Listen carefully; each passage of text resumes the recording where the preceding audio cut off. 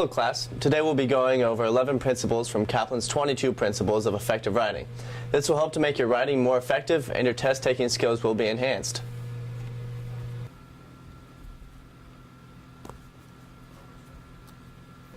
First, we'll go over faulty modification, which is where modifiers should be placed as close as possible to what they modify. If a modifier is placed too far from the word it modifies, the meaning may be lost or obscured. Which phrase best fits instead of having died down? Having died down, she bricks up the firebox as well, seeking the remaining heat inside. F, no change. G, finally it dies. H, with a blaze that dies. Or J, once that blaze dies. The correct answer would have to be J. The reason for this being that the way it is written, it sounds like the girl's dying down, not the blaze of the fire. Now we have using pronouns correctly. Pronouns are words that replace nouns in sentences. When using a pronoun, make sure its antecedent is known. Otherwise, your intended meaning may not be clear. Try to write some sentences where a noun is replaced with a pronoun.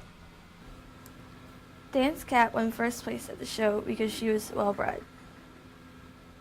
If you move well-bred to the beginning of the sentence, the word in between the word Dan's and the cat, your sentence will make more sense. Parallelism is our next principle.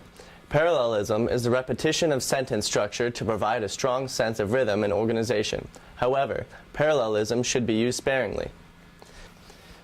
Here's another ACT question. Try to figure out what to be bred should be to make it a better use of parallelism. Others, salt-encrusted, sleep in ancient caverns, waking after centuries to feed and to be bred. The answer A is no change, B is for breeding, C to breed, and D, breeding. The answer is C, to breed. The reason for this being is that for there to be parallelism, it has to be the same as the structure preceding it. So it would say to feed and to breed.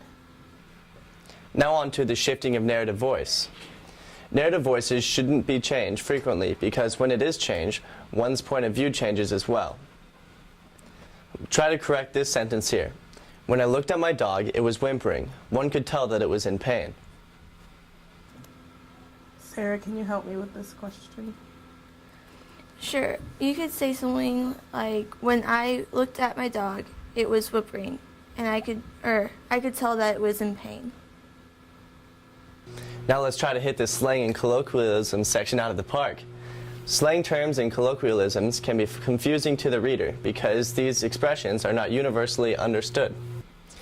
We're now doing run-on sentences and sentence fragments. A sentence fragment doesn't have an independent clause. A run-on sentence has two or more independent clauses that are improperly connected. Try to figure out what should be changed instead of town they stopped at. Mark and Laura rode their bikes into town. They stopped at the ice cream store for a cone. A, no change. B, town they stopped at. C, town they stopped at. Or D, town they stopped at. The answer is C. There are multiple ways to use commas correctly. Commas are mainly used to indicate a pause. They're used within a list to set off parenthetical clause after introductory phrases, and to connect independent clauses with a coordinate conjunction connecting them using and, but, for, yet. Try to give me an example for each way they can be used.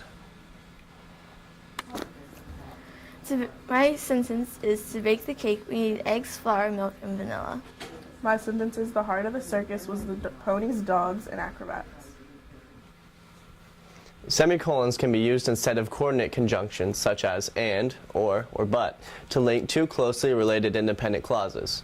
And try not to separate the subject and verb from the object with a semicolon. Here's an ACT question, which is right?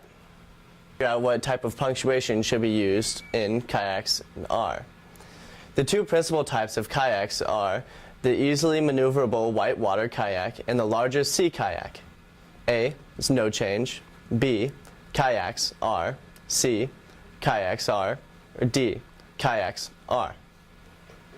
The answer is C because with the semicolon in the sentence, the subject and verb are separated from the object. Hyphens and dashes are a bit tricky. Hyphens should be used with compound numbers, 21 through 29, with fractions used as adjectives and between prefixes and a proper noun. Dashes are used to indicate an abrupt change in thought, but shouldn't be used in an argumentative paper.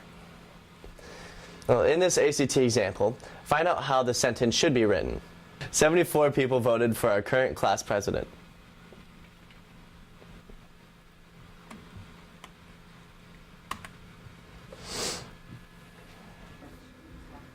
"74 people voted for our current class president."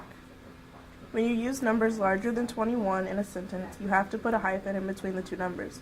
So there should be a hyphen in between 70 and 4. Apostrophes are used in contractions to indicate that one or more letters have been eliminated. Using the full form of a verb is more appropriate in formal writing.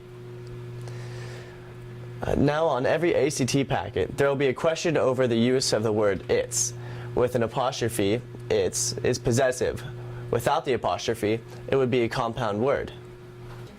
"Mr. Reiner, I believe you're wrong. When there is an apostrophe between it and the s, it would be possessive, and with the apostrophe, it would be a compound word. It and is. Also, there is no such thing as its with an apostrophe at the end of the word." Oh shucks, I guess I need to study my writing guide more. Hello, I am Mrs. Rector and I approve this message.